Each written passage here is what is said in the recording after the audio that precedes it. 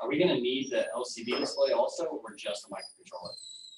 Well, you'll need the LCD display to write stuff to the display. Yeah. Right. But I mean, for the soldering that we're going to do today and the connections, you can get by without it. But yeah, I mean, in order to write anything to it, you'll need it. Right.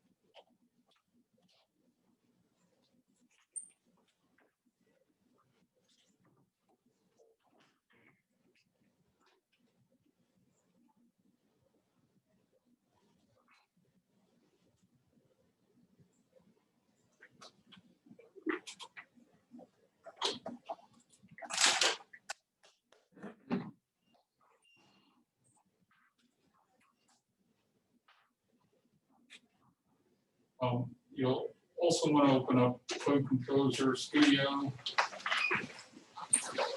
We'll do the software first.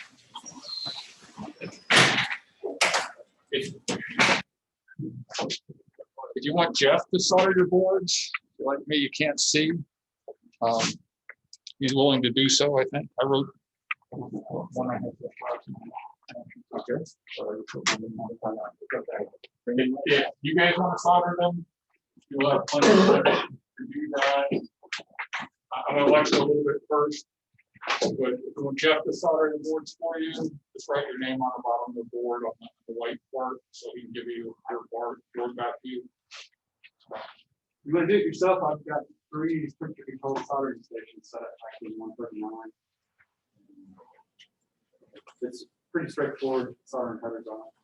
Yeah, it's probably good to practice for you, as long as you don't do it more. I can't see that well. That's anything that's small, so I can't do it. Not without my glasses. You guys probably still pretty good. Okay,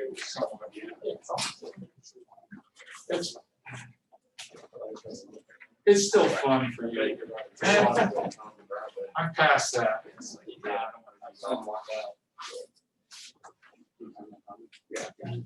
I remember my first job, General Electric, actually I did a digital design, and they were using what they call wire wrap actually for prototyping. I had never done any wire wrapping before. And so you're supposed to do the design, give it to a technician who would actually build the board for you, do all the wire wrapping. And I said, well, I want to do the wire wrapping for a day or two. And it's like, no, I think I'll let the technician do it. They got boring pretty quickly.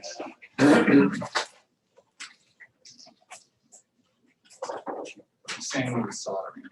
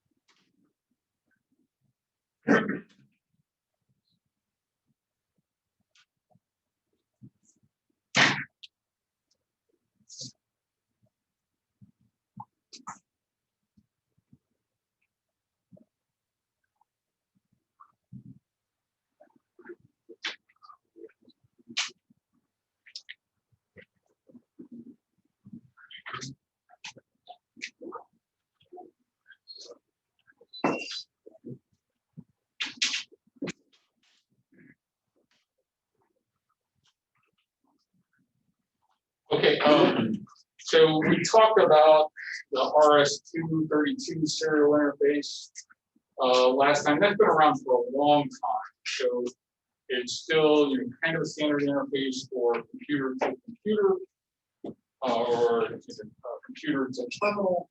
It's a relatively slow speed serial interface though. So there have been several other higher speed, more modern serial interfaces that have been developed. And one is SPI, Synchronous Peripheral Interface. And so synchronous means clocked. It has a clock. So the RS-232 is asynchronous. There is a clock controlling the rate at which data is transmitted. The data can be transmitted at any time. With SPI, there is actually a clock line that's provided by one of the devices called the master device. And then the data is transmitted and received in synchronization with the clock line. So the SPI interface is, it's a 4-wire interface, but one of the wires is optional. So it's a 3 or 4 wire interface. It's labeled slave select here. In the textbook, it's labeled STE for slave transmit enable. So it uses what's called, and several different peripheral devices use this terminology. It's called master slave configuration, where one device, the master device, has a special role compared to all the others. If you guys are aware, a lot of companies are trying to get away from that terminology. And I'm not sure what they're replacing it with. I knew at one time when it was under discussion. I think Intel, for example, just recently decided in all their documentation, they're doing away with the master slave terminology and changing to something else. Somebody Google that for me really quickly. What the modern equivalent or technical replacement for master slave is. But the terminology is still in widespread use. You'll probably still see it for the next 5 to 10 years. So just be aware that it exists and it's transition. We're transitioning to something else. Anyone find it yet? Primary, secondary? Primary, secondary. Okay, so but most of the documentation that exists for SPI still uses master slave. It will transition to primary, secondary. So and keeping, there's a clock line, and then there's a transmit and receive line. So here it's master out, slave in. That's what the MOSI stands for. Again, that's not standard either. In our textbook, he calls it slave in, master out, but it's the same line. Okay. It's just got the letters reversed. This is master in, slave out. So this is for data coming into the master, sent by the slave. Data is actually transmitted and received at the same time with this SPI interface. Reading and writing is actually fairly similar on the MSP 432. It's fairly similar to what we do with the UART. We just write to a buffer and we wait for a particular flag to become equal to 1. That means the buffer is empty and we can write another data value to it. And the same with the receive. We wait for a particular flag to become equal to 1. That means there's a data ready to be read in. So here they show it actually as a serial bit transfer. One bit is sent across from the master to the slave. At the same time, another bit is sent from the slave to the master. So 2 bits are transferred simultaneously. Now, this is really high speed compared to like the RS-232 interface, where we talked about a kilobaud or 115 kilobits per second with the RS-232 interface was the maximum value we could select. I think on the MSP432, it's a 15 point something, 15.2 megabit per second transfer rate. So very, very high speed compared to the older RS-232. It's built into a lot of peripheral devices. So you can just buy a device, a temperature sensor, pressure sensor, whatever, that has an SPI interface or an A to D converter. You can buy A to D converters that do the conversion and you read the data in over an SPI interface. You know, it's fast enough to do that, certainly for audio data. The little display that you have in your parts kit uses an SPI interface. So this is just showing the timing diagram. And SPI, you actually have several different modes. So you transmit on one clock edge and receive on the other. Okay, the master does, the slave does just the opposite.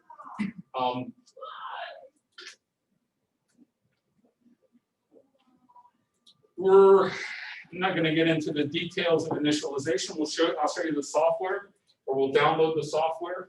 And this is configured just like GPIO, just like the RS-232 interface. There are a number of control registers that you have to set up.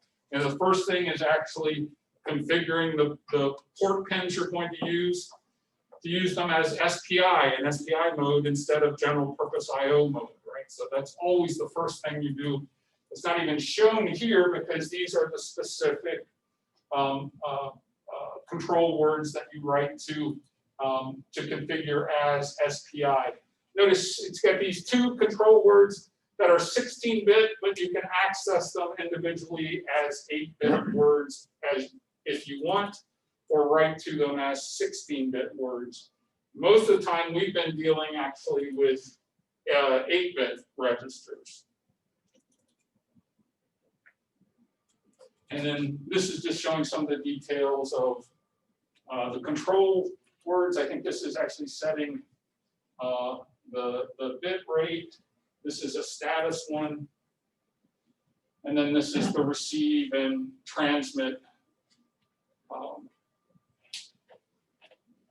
Notice these are both actually 16-bit registers, but the upper 8 bits are reserved, and then only the lower 8 bits are actually used, and the same for the transmit register.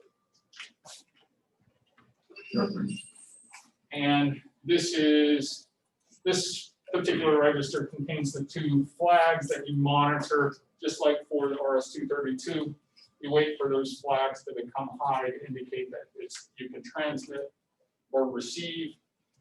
Now, before we start, actually, you have to modify the your MSP432 board a bit. We need a connector there at the bottom because I didn't get a picture of this. I'll try to do that. But if you have your textbook, the connection diagram is on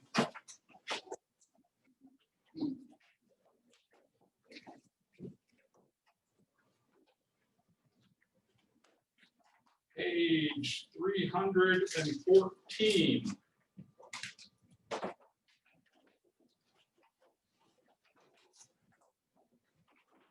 And I'll get a picture of this and project it just a bit, but you'll want this for reference.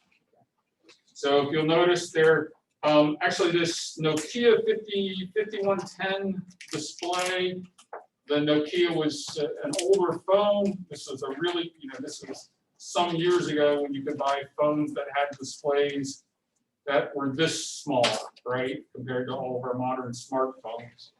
But it's a really cheap, inexpensive LCD display for connecting to microcontrollers. They made billions of these things. They must have at the time thought they were going to sell a lot of these phones. So again, you can get the display part really cheaply, less than $1 for these. Around, I think we got these for like $1.50. So if you'll notice on the back of, unfortunately, there were several different manufacturers for the displays. So the connections to the display themselves is not always standard. So if you've got the display, look on the back of the display, and it matches, at least the one I had, matches the right-hand figure here. And I think this picture is, if you're looking from the top of the board, so what you're going to do, unfortunately, the pens don't line up so that you can insert the LCD display right into your board. What we'll do is actually solder a header onto our MSP4 to 32 board, because the port 9 that's used here in the figure is on the tail end of the board, okay, where we don't have a header. So do you see some of the, you guys, hopefully your eyes are good enough to see which pins are, we need what, port 9, 2, 3, 4, 5, 6, and 7 in this diagram. Well, 2 and 3 are the reset.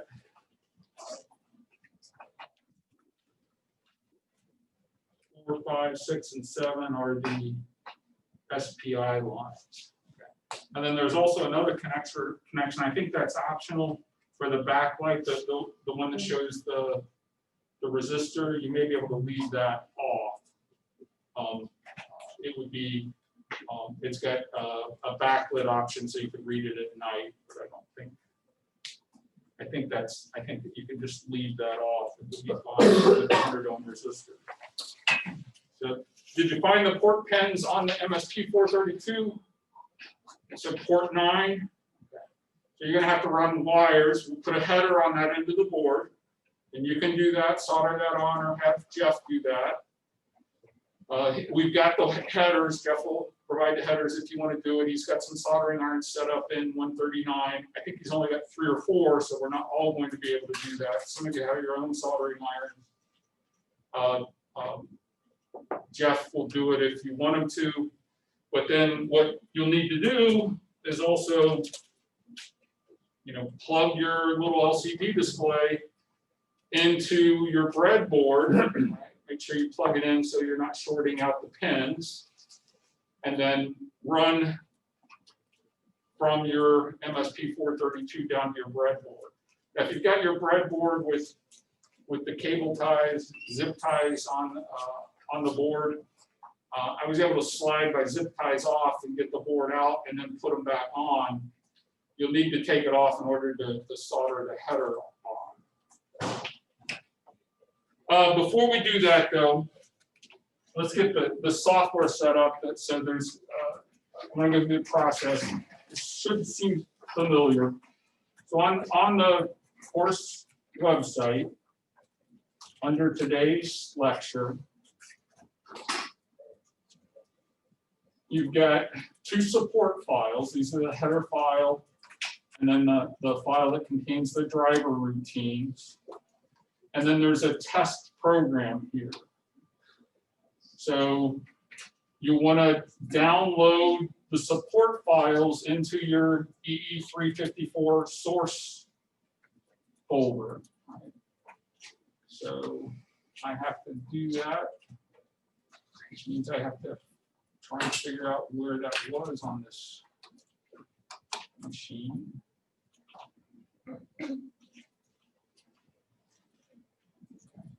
So, and mine is EE354 SRC. I don't know what you guys called yours, but the Nokia 5110.c and the Nokia 5110.h file both need to be downloaded into that folder.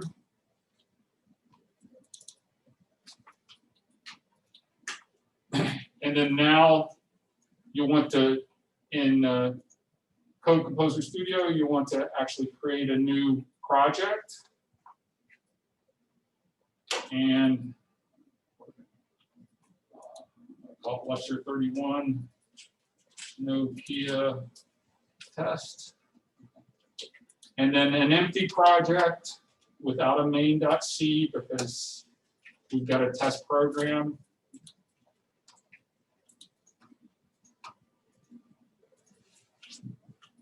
So now into, this is, you can either, well, you have to download the file first. Now download the test program into this newly created folder in your workspace. Not into the EE354 source, what do I call it? L31 Nokia test. Now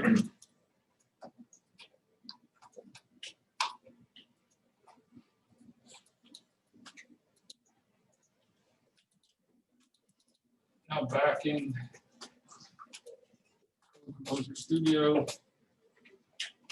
I mentioned this on the web page. I'll try compiling here to show you the errors that you get. You also need to add in the clock support. The Nokia, when the Nokia file actually calls one of the initialization routines in clock system.h. That should, or clock system.c, that should already be in your source folder. So we get an error here. I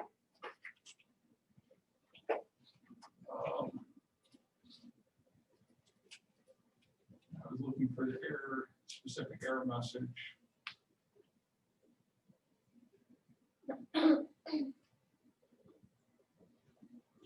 Oh, well, I got other error messages because I didn't add the Nokia files into my project yet.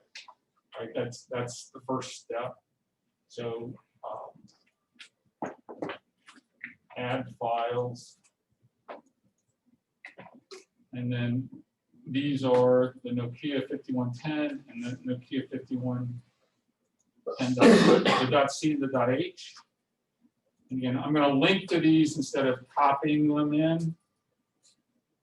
Doesn't really matter. Copying them just takes up more disk space. Linking them allows us to make changes in just the one spot in the source directory and have it reflected everywhere. Okay, so I got an error that said I couldn't find the Nokia 5110.h file because I hadn't added it to the project. I'm pretty sure I'll get another error here that says couldn't find the clock init 48 megahertz. So routine. So that is in the, that's in the other files that should be in your source directory as well. The clock system.c and the clock system.h. Link to those.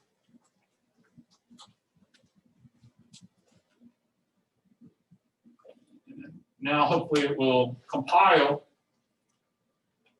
So we've got a program to download and run on our board, but we're not going to see anything until we actually connect the display. So we've got the rest of this period now to try and connect the display. And the first thing you'll need to do is actually solder that header onto your board. So some of you are still working with the software, getting that set up, work on that. The rest of you, you've got some soldering irons set up in the corner lab. You can get some more soldering irons, I think, if you want.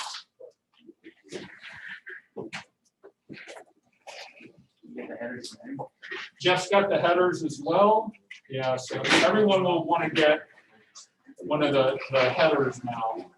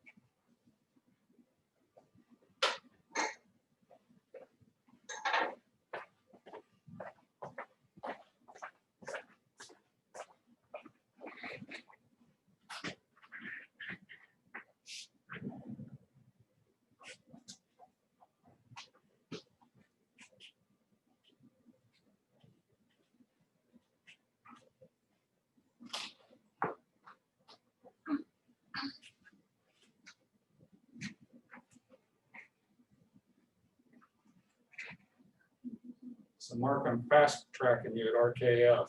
Are you? Yeah, I told them that you are thinking about applying, and then they said they want you to email your resume directly to their HR person, Mary Milholland, and I'll send you that information. Appreciate that. I was a little bit worried, man. No.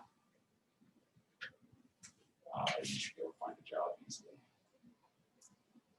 I guess, you know, like, I'm basing it too much off internships, you know? 'Cause it's Yeah, internships were weird though. This, you know, with the COVID stuff, a lot of them got canceled. not- Yeah.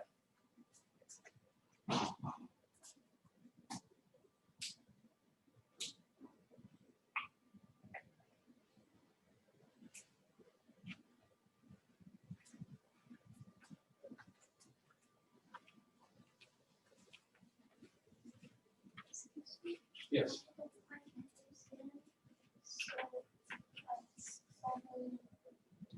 You're gonna have to, so you'll have to cut this, so Jeff, but then it gets soldered on the up, now on the other side. So, and to here, and then you'll have the 2 rows. And then you'll have to run wires, then you'll insert wires in here and run down to your breadboard. This will be inserted in the breadboard like that. But this won't be inserted in the breadboard. You'll have to run wires down to it.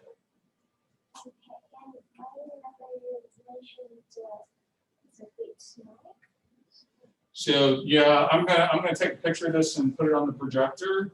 But do you see like the 9.3 or 9.2? Yeah, it's gonna be down here. Because this is where we're putting in the new header. Yeah, so all of these 9.3, 9.7, 9.6 will have to be, you know, run from this header then, and then this is your LCD display. And then on the display, this wire is ground actually. So and then I think if your display is the same as, yeah, it's ground, white, BCC clock, and then the reset at the top. So that it's got that little arrow that actually is indicating ground. And then so wired up like this picture. And so there's like each of them, like from the beginning to You can, yes, that would be fine. Yes. Yeah, that's what he did. That's what Jeff did on mine. the okay. Yeah. Thank you. Mm-hmm.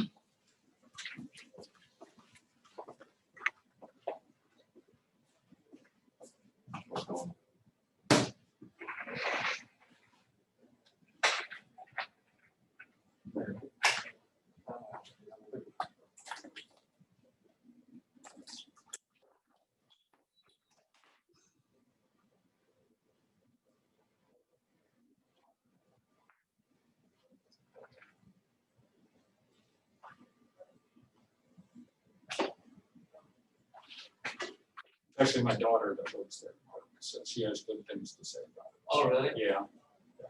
So she's working from home now, so it's been, and they're going to be working from home until January. They know, and hopefully they'll be back in the office. But She says she really likes it there.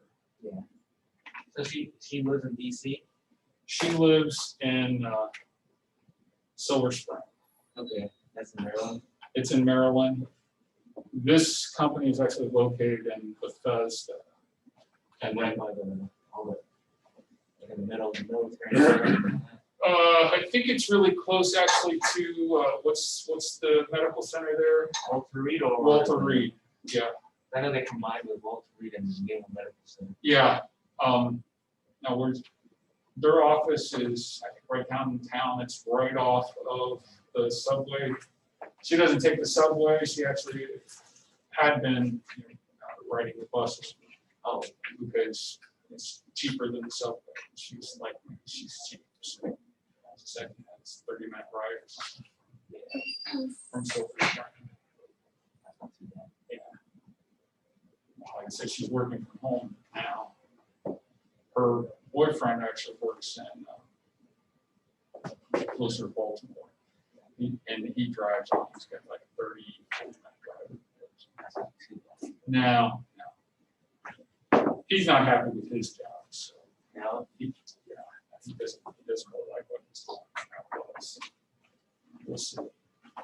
A little bit exciting now. Yeah, I think.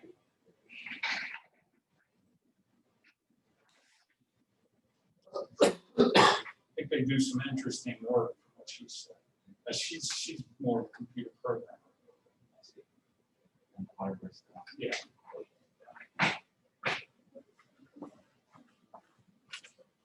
Yeah.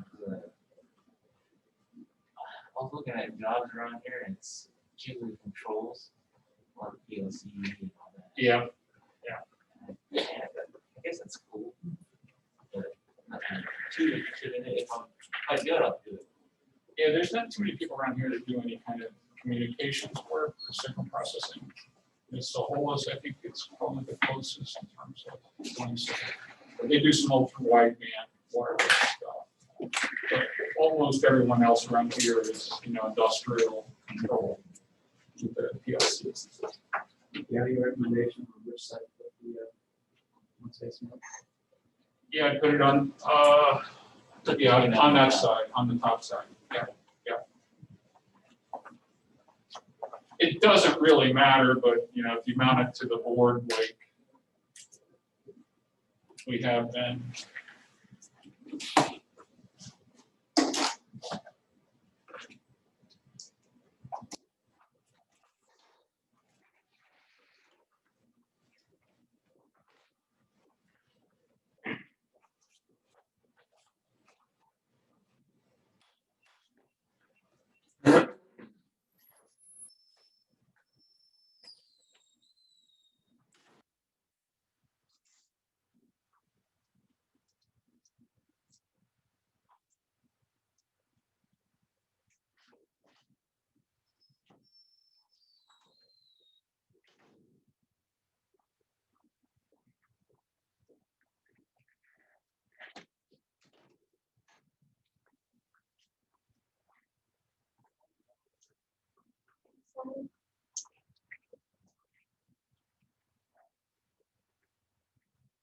Appreciate it, Dr. Yeah, no problem.